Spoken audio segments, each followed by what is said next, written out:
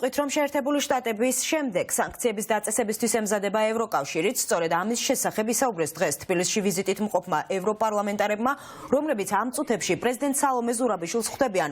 მანამდე მათ უკვე გამართეს შეხვედრა პროდასალური ოპოზიციის ლიდერებთან და არასამთავრობო სექტორის წარმომადგენლებთან. ლიეტუვასა და პოლონეთის წარმომადგენლები თბილისში ქართველი ხალხის მხარდასაჭერად ჩამოვიდნენ. შეხვედრების დასრულების შემდეგ ისინი სულ მალე უკვე ქართველ ხალხთან გადაინაცვლებენ და ანონსებულ ცოცხალ ჯაჭვში ჩაებმებიან.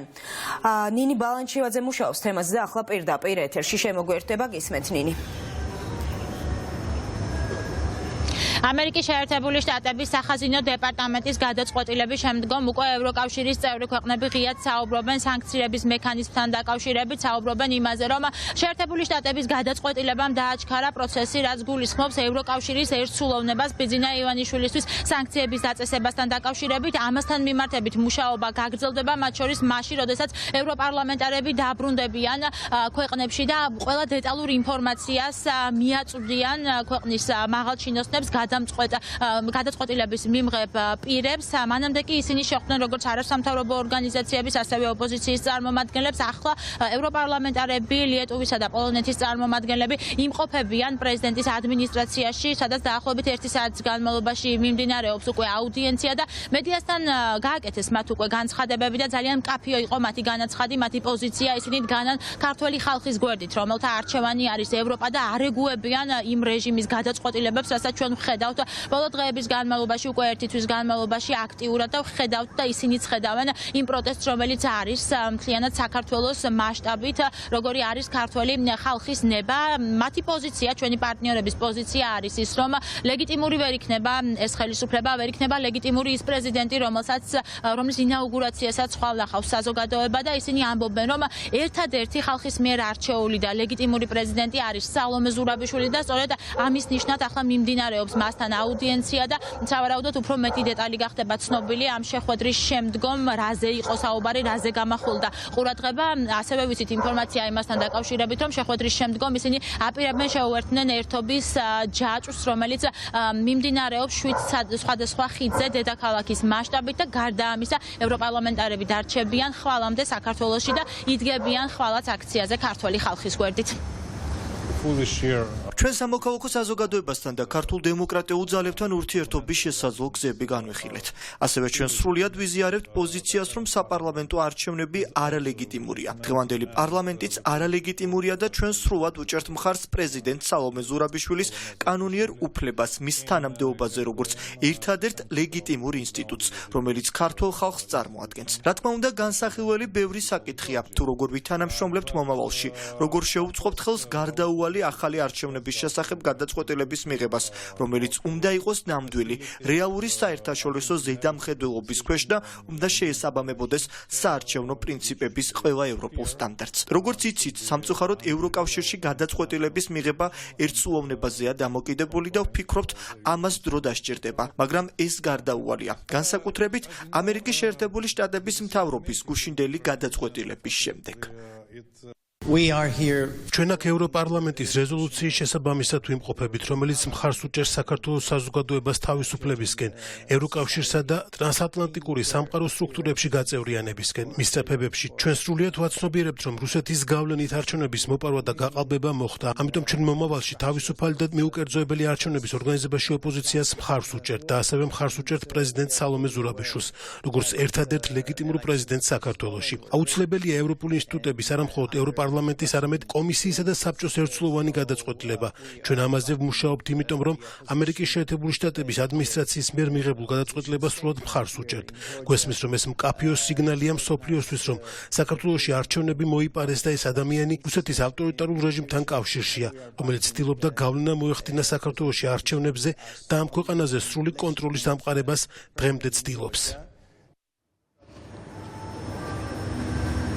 ევროპარლამენტარებმა ამ წუთებში დატოვეს პრეზიდენტის რეზიდენცია და ისინი მიემართებიან ევროპის მოედნისკენ, სადაც შეუერთდებიან საქართველოს მოქალაქეებს, ქართველ ხალხს, რომელიც უკვე ერთი თვის განმავლობაში დგას ქუჩაში და აპროტესტებს უკანონო გადაწყვეტილებებს, რომელსაც იღებს ბიძინა ივანიშვილის რეჟიმი. მანამდე კი ჩვენ რაც მოგვაწოდეს დღეს ოპოზიციის წარმომადგენლებმა ინფორმაცია ამ შეხვედრის შემდგომ, საფრანგეთი, გერმანია, პოლონეთი, ეს არის ის ქვეყნები, რომლებიც ემზადებიან სავარაუდოდ ახალი წლის შემდგომ უკვე სანქციების დაწესებისთვის, ქართული ოცნების მაღალ ჩინოსნების მისამართით, იმ ადამიანების მისამართით, რომლებიც ყოველდღიურ რეჟიმში დგამენ ანტიდემოკრატიულ ნაბიჯებს, ძირს უთხრიან ქვეყანაში დემოკრატიულ პროცესებს და ძალადობენ მშვიდობიანი აქციის მონაწილეებზე. ოპოზიციამ მიაწოდა დეტალური ინფორმაცია ევროპარლამენტს ქვეყანაში მიმდინარე პროცესებთან დაკავშირებით და ისინი ამბობენ, რომ სანქციები გაფართოვდება და მას შემდგომ, რაც ჩვენ ვნახეთ, ამერიკის შეერთებული შტატების სახაზინო დეპარტამენტის გადაწყვეტილება ბიძინა ივანიშვილის სანქციებასთან დაკავშირებით, იგივე გადაწყვეტილებას უნდა ველოდოთ როგორც უკვე დიდი ბრიტანეთიდან, ასევე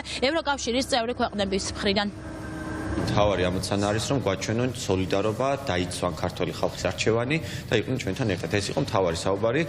ასევე მათ ისაუბრეს სანქციებზე, სანქციები, რომელსაც პოლონეთი, გერმანია და საფრანგეთი ერთობლივად მიიღებს და ეს იქნება სავარაუდოდ საახალწლო და ამაზე მუშაობენ, ეს იქნება ფინანსური სანქციები. ბიძინა ივანიშვილის მისცეს შანსი არჩევნებამდეც, არჩევნების შემდეგაც, რომ ის დასანქცირდებოდა თუ არ დაიცავდა ქართულ დემოკრატიას, საქართველოში დემოკრატიულ ღირებულებებს, მაგრამ ბიძინამ ვერ გამოიყენა ეს შანსი, ამიტომ მიიღო ის სანქციები. სანქციები კიდე გაფართოვდება, გაძლიერდება. გქონდა განხილული ის ვითარება, რომელიც შეიქმნა ქართული ოცნების პროვოკაციული და დესტრუქციული ნაბიჯების გამო, იმის გამო, რომ ხელოვნურად იქნა გამოწვეული კრიზისი ქართული ოცნების მხრიდან, პირველი ის, რომ მოიტაცეს არჩევნები და შემდგომ განაცხადეს, რომ ააპირებენ ევროკავშირთან მოლაპარაკების გახსნას შემდგომი 4 წლის განმავლობაში, ამას ქართული ხალხი არ შეეგუება, რა თქმა უნდა, და ეს პროტესტი არის მიმდინარე, უწყვეტი, მშვიდობიანი და გაგრძელოთ მანამ, სანამ არ დაინიშნება ახალი არჩევნები. ეს არ არის ყველაზე მკაცრი ზომა სანქციის,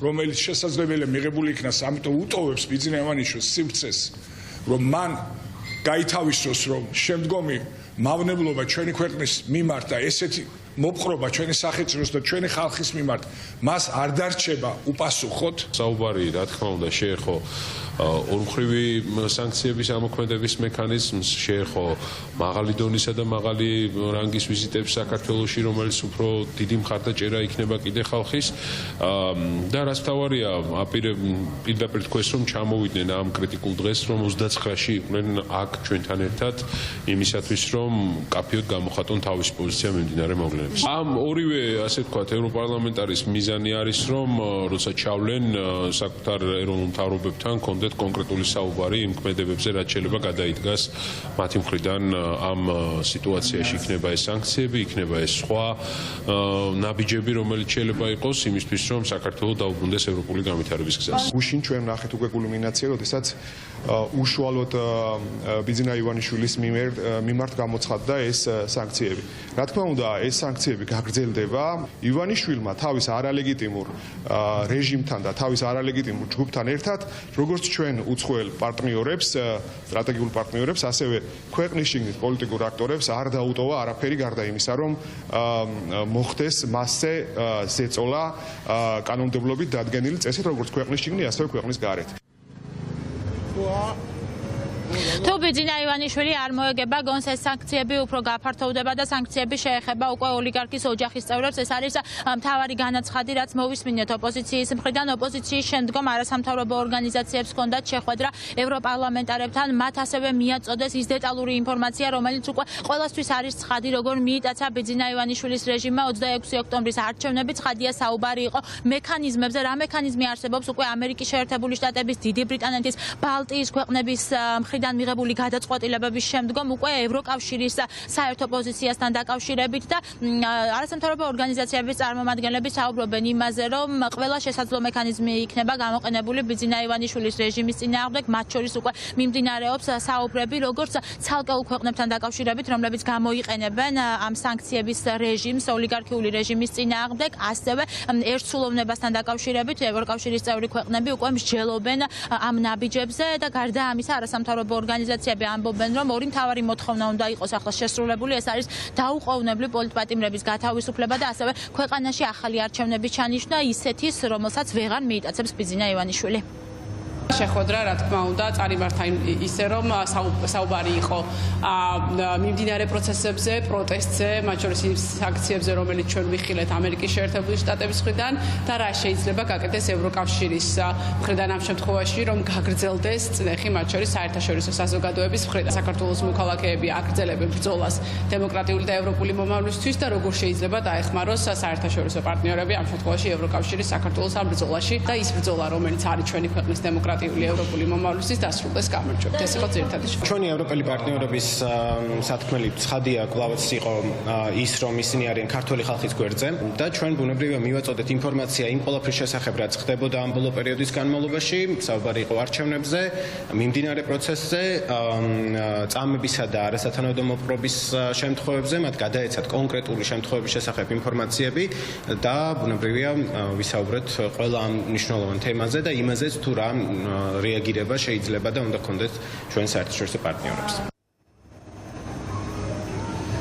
ამერიკის შეერთებული შტატების სახაზინო დეპარტამენტის მხრიდან პოლიტიკური გადაწყვეტილება უკვე არის მიღებული 14.024 ბრძანების მიხედვით დასანქცირებული არის ბიძინა ივანიშვილი, ქვეყნის მთავარი ოლიგარქი და უკვე გადაწყვეტილებების მისაღებად ემზადებიან ევროკავშირის წევრი ქვეყნები და მსჯელობა იქნება ამასთან დაკავშირებით და პროცესები უფრო დაჩქარდა ამ მხრივ, როდესაც ამერიკის შეერთებული შტატების მხრიდან იქნა კონკრეტული გადაწყვეტილება მიღებული. პრეზიდენტთან აუდიენცია უკვე მორჩა, დღეს ევროპარლამენტარები იმყოფებოდნენ მასთან, ასევე ისინი შეხვდნენ როგორც არასამთავრობო ორგანიზაციების, ასევე ოპოზიციის წარმომადგენლებს.